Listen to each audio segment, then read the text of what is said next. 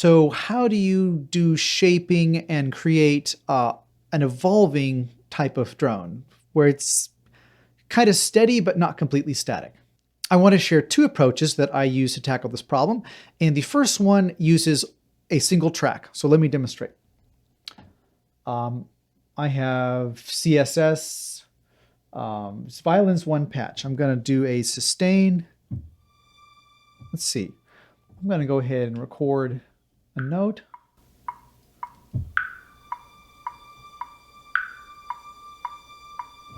Okay.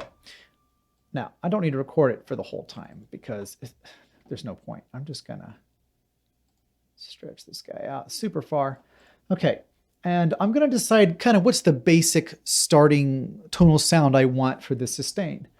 Well, I really like how it sounds at this low dynamic. It's like really airy. That's really nice.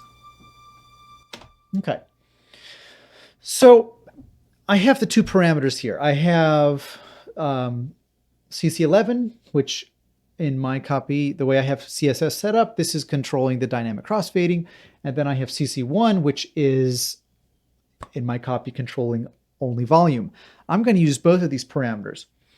So I want dynamically, in terms of volume, I want this sustain to stay pretty steady.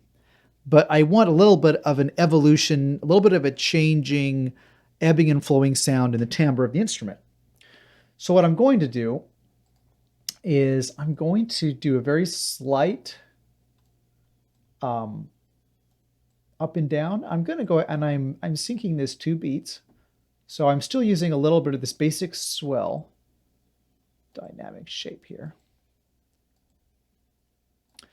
I'm going to see how that sounds.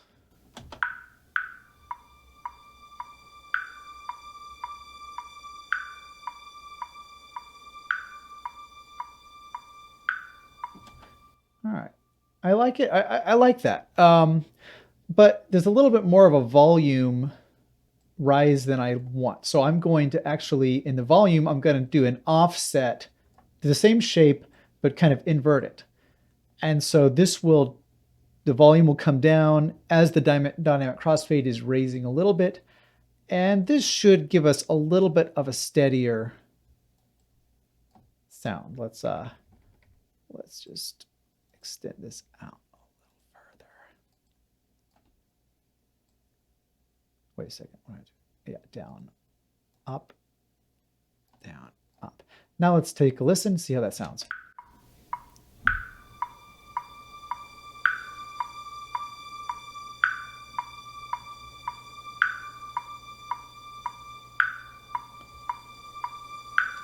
It's pretty good. That's pretty much what I want. I don't want it to be totally volume static, but there's just a little bit of fluctuation. So that's kind of a nice basis.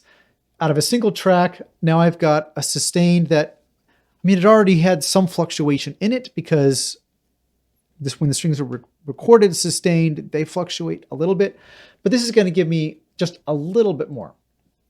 And then what I can do is, using the volume automation in Cubase, then I can give it a dynamic shape, the overall dynamic shape that I want it to have in the piece. So if I want it to ease in very softly, I'll probably do that here.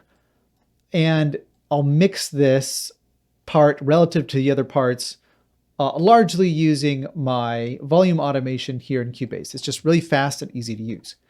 So if I need the timbre to change, I'll change it in the controller code lane. If I don't, I'll just use volume automation. So that's the first technique. And I'm going to go ahead and really quickly do the same thing using this full ensemble sustain patch. I'm going to make a low drone in octaves.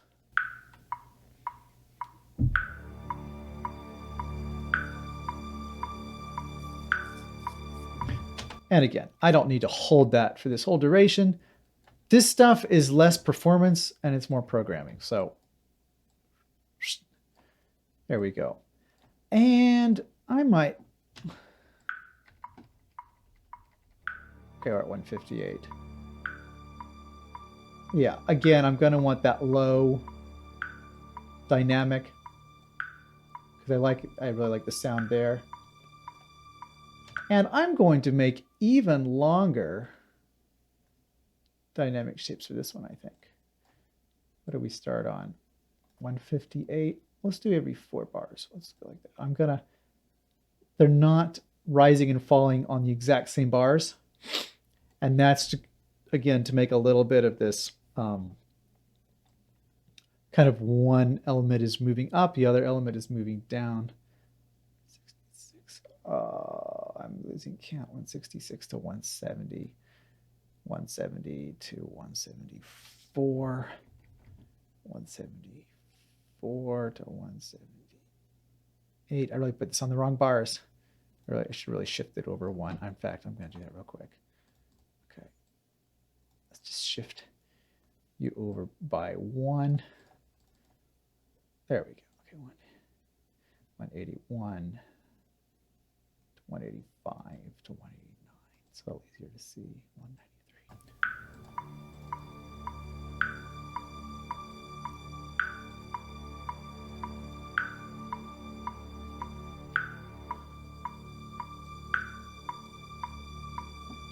Let's say that's good for now. I don't really need to do much to that. So we've got a sustained strings only drone sound, and we're just doing it with a single track per instrument, basically per droning sustained note. The second technique, and I actually really like to use this, use it a little more often, is to have 2 or maybe more tracks working on the same drone together. But I can create that evolving aspect by having a completely different sound to combine with that one. So for now, I will mute my low strings, and I have this synth sort of blend hybrid patch from Orchestral Tools or sound pack, which I really like. And that's what I'm going to be combining with my main violin.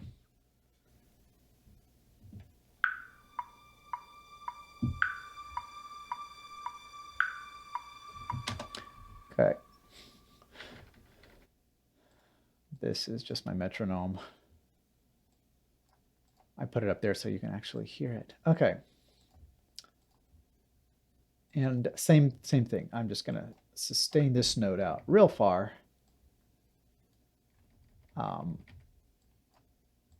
Like that. And I'm going to decide which of these 2 sounds is like my bass sound, my dominant sound. And let's say I want the strings to be the main sound, and I want to use this second layer just to bring in a different texture. So this is the one I'm going to want to be more quiet. Let's see. I'm going to go to that one. Which parameter? Okay, mod wheel is going to change the sound there. So I'm going to do something like this for this guy. Now you don't necessarily need to put these shapes on the beats, but I like to, because putting the direction change points on beats kind of helps drive home what the tempo is and what the rhythm is to the listener when you don't have a lot of rhythmic elements to clue you in on that. Otherwise, tempo can feel totally arbitrary in these really long, stretched out, sort of atmospheric pieces. So I like the direction to be a little bit more obvious. Okay, so I'm just gonna do the same thing. And let's say for this one, I'm just gonna do a really long one.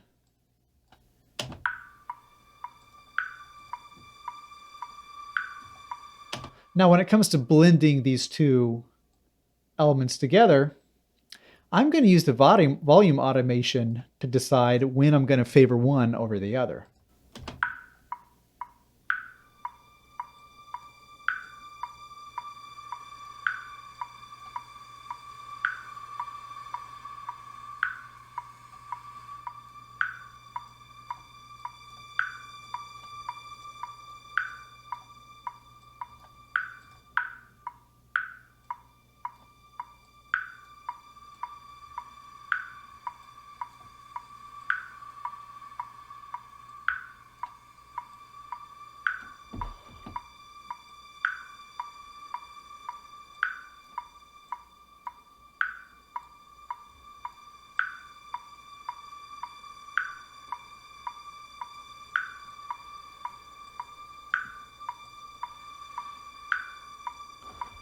So you see, I'm just going to listen to this and kind of shape it by ear as it goes along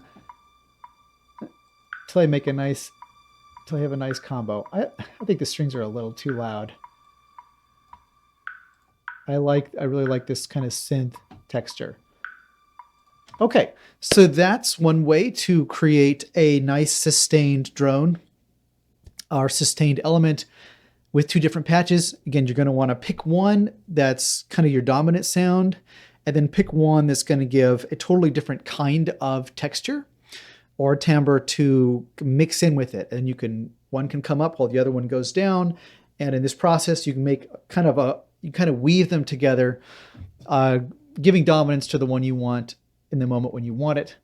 If one element is a more aggressive sound, you can lean into that one when you want the piece to make a little bit more of an aggressive direction. Now I'm going to do the same thing in the bass.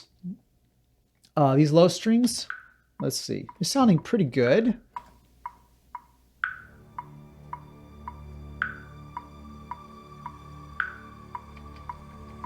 Well, let's say I lean into the kind of atmospheric angle a little more and I add a synth bass to do the same thing with.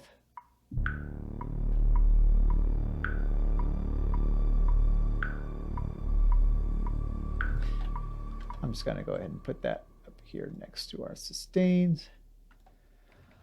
And this one, let's see. I believe I was playing with it earlier. I think it already has kind of an evolving sound built into it.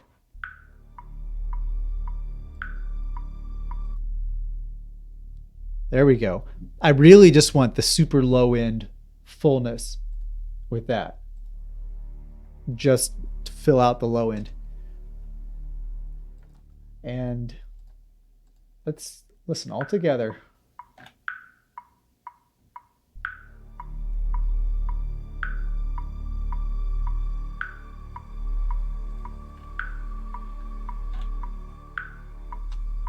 Oops, something just skipped. I don't know why it skipped. I'll look into that later if I... This is just a demo. And now I've got kind of a nice textural sustained bed. And of course, if I was going to have a dynamic like lead into a high point here, I could just, move all of the automation in the direction that we want. If I wanted to change in the timbre, I could either pick which one of these I want to give preference to, or I could go into the controller codes themselves and ride, make a more aggressive angle. More aggressive curve. But let's say I've got that. Now I can just play whatever parts in there I want. I can play shapes within that sustained bed. So let's see, violas.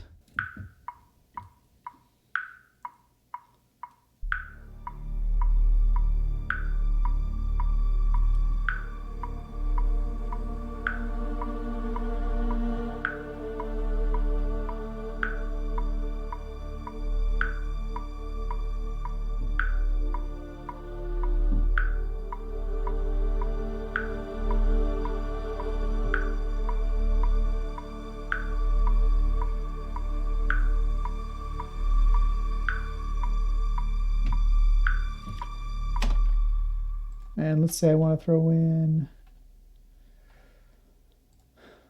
I've got some nice like echoey piano stuff. It's good for atmospheric.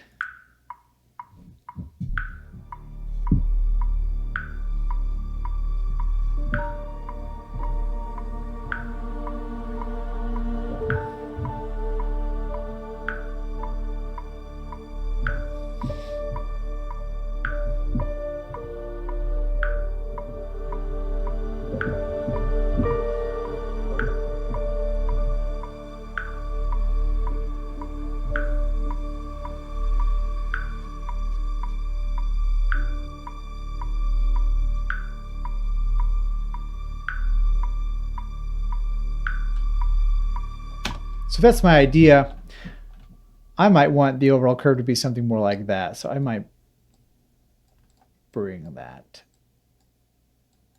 down. And maybe leave that up. So there are a couple different techniques that you can use for making evolving sustains and evolving textures in your music, even if the patch itself doesn't have a lot of evolving texture in it. This video lesson was made from content taken from an upcoming course of mine called Bringing Virtual Orchestra Music to Life, Volume 1, Expression, Dynamics, and Performance. In this course, I attempt to bridge the gap between musicality and technology by sharing in-depth techniques for applying timeless principles of musical expression to virtual orchestra instruments.